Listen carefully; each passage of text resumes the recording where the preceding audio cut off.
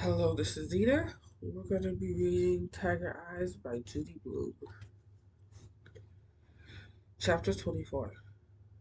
I look forward to candy striping each week, especially to my visit with Mr. Ortiz. He is the only patient who has been to the hospital since my first day there. We have become friends. Each week there is a change for the worse, though. His cheeks are sunken now, and his body seems to be withering away. Last week I saw him without his dental bridge and he looks ancient, even though I know from his chart that he is only 57.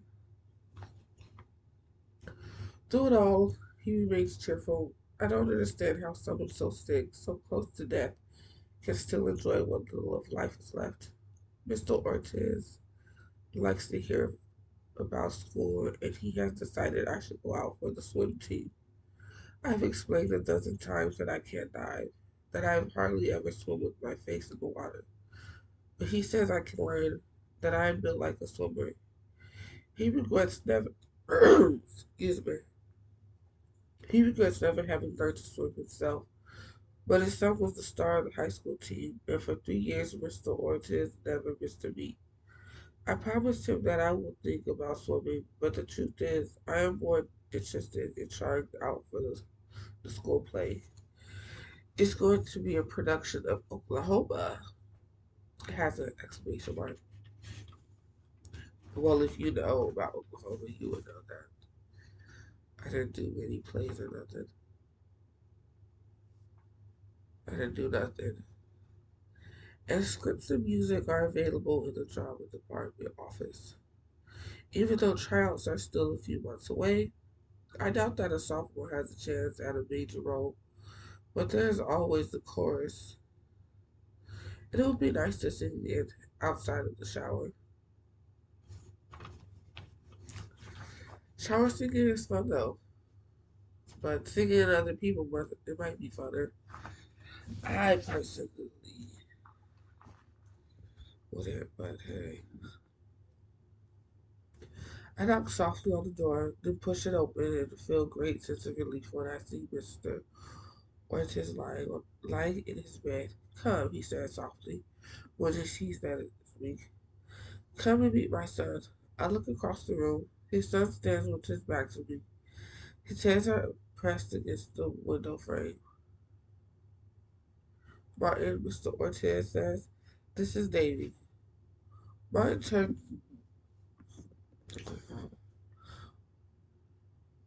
around. Martin turns around and I can't believe it. It is Wolf. I forgot that it was Wolf. I swear to God, I forgot that it was Wolf.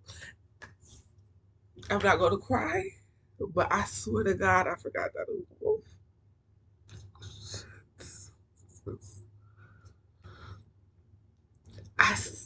Oh my goodness.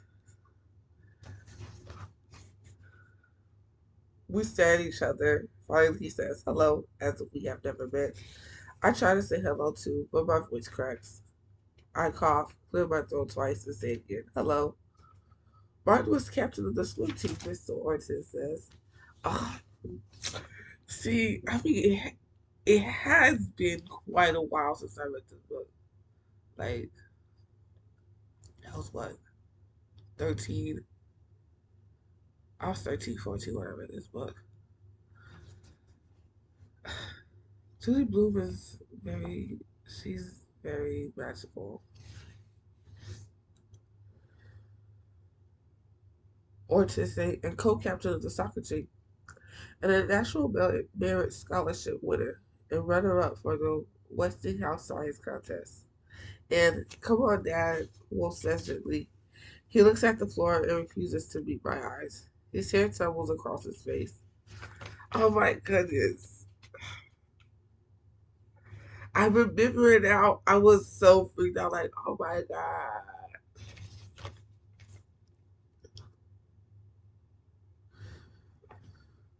He doesn't like to talk about himself, Mr. Ortiz says, as if I don't already know. Well, he don't know that you know. And now he got a full scholarship to Caltech. Oof, full scholarship to Caltech. Damn, Wolf is kind of cool. Where was I at? Sorry about the camera, y'all. Uh, Mr. Ortiz continues. He's a junior and he's going to be a brilliant physicist. Hey, Dad, Wolf says. Give me a break. Wolf finally looks directly at me as to say, don't listen to any of this crap. That's not the real me. Bro, a full text. I said a full tech. But yeah, that's what it is, right? It's a full tech. Okay. I wish I would have got a full ride to anywhere. He is embarrassed by his father's enthusiastic outburst, but doesn't want to hurt his feelings either. I want to tell him that it's okay, that I understand. First of all, that sounds really nice, but whatever. Mr. Orchard tells him, look at all you've done with in your life, and you're only 20 years old. Mr. Orchard closes his eyes. 20, baby. Make sure you lock that in your brain. Talking this much has worn him down. When he opens them again, his voice is weaker, and I have to stand close to hear what he is saying. So what do you think? I'm a lucky man, though. Yes, I say. And he's handsome, too. I nod. Someday he's going to have a big job at the lab. Group leader, division leader, maybe even director. We'll see, Dad says. We'll see. Mr. Ortez holds the dancing bear out to Wolf. Wind it for her, he says. She likes to see it dance. Wolf winds up the bear and sets it on the table, where it dances in circles until it wears down, moving more and more slowly until it stops completely. She is crazy until it wears down, moving more and more slowly until it stops completely. Like Mr. Ortiz, I think. Mr. Ortiz closes his eyes and whispers, I have to sleep now. Wolf Wolf kisses his oh my god. Don't look at me. Wolf kisses his father's cheek. See you tonight, Dad. We walk out of the room together. At first we don't speak. We walk down the corridor to the elevator and I push the button. You're surprised to see me here, Wolf says. Surprise is an understatement. Yes, I tell him. I am surprised. Aren't you surprised to see me? Sure. How come I haven't seen you here before? I've been working at the lab in the afternoons. I took the semester off to meet with my father. I usually visit here at night. Oh my god. I gotta blow my nose. I'm sorry, y'all know, but I don't know how to edit. So, oh, that's been on the whole time. What if y'all can't hear me?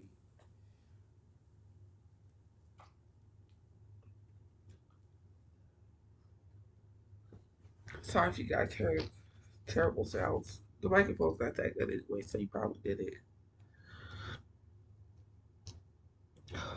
Shit.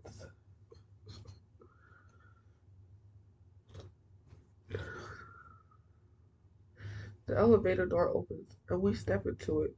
There are two nurses and a doctor standing to one side. I'll drive you home, Fool says.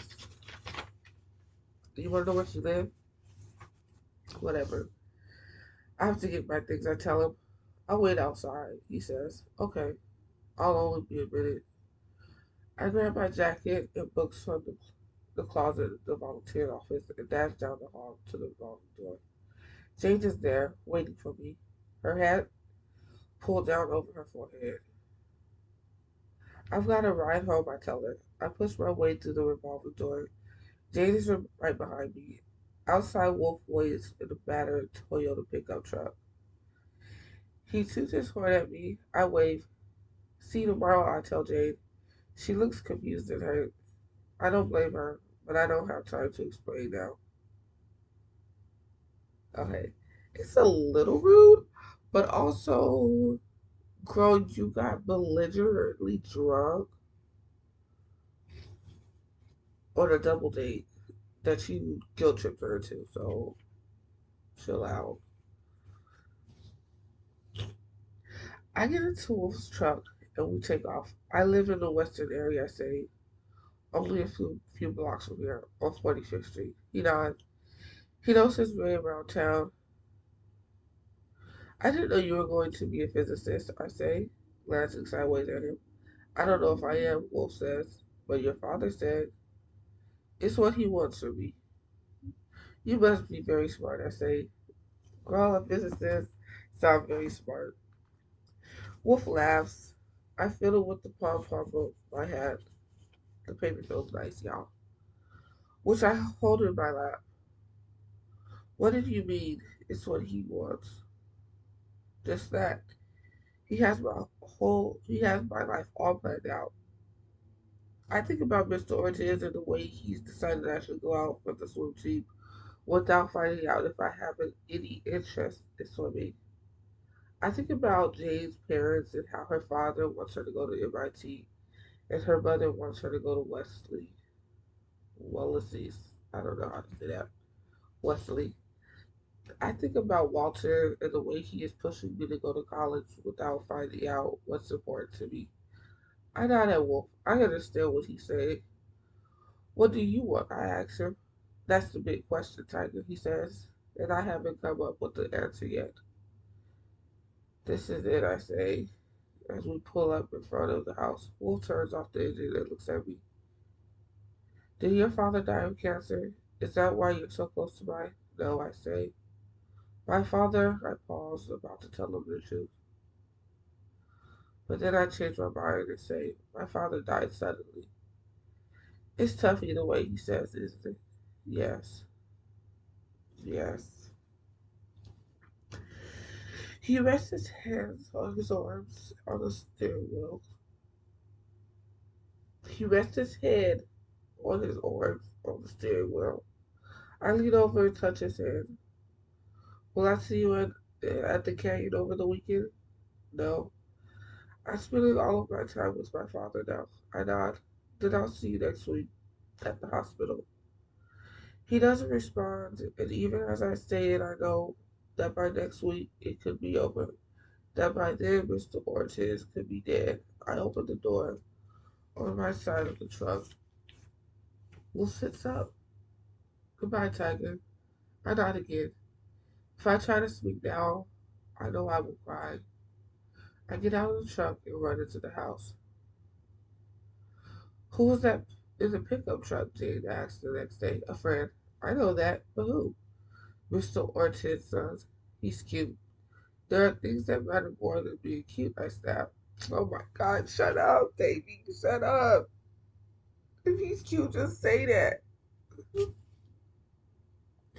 Jane's face turns red and tears springs to her eyes. I walk away feeling like a creep. Cause that was creepy behavior. That was weird.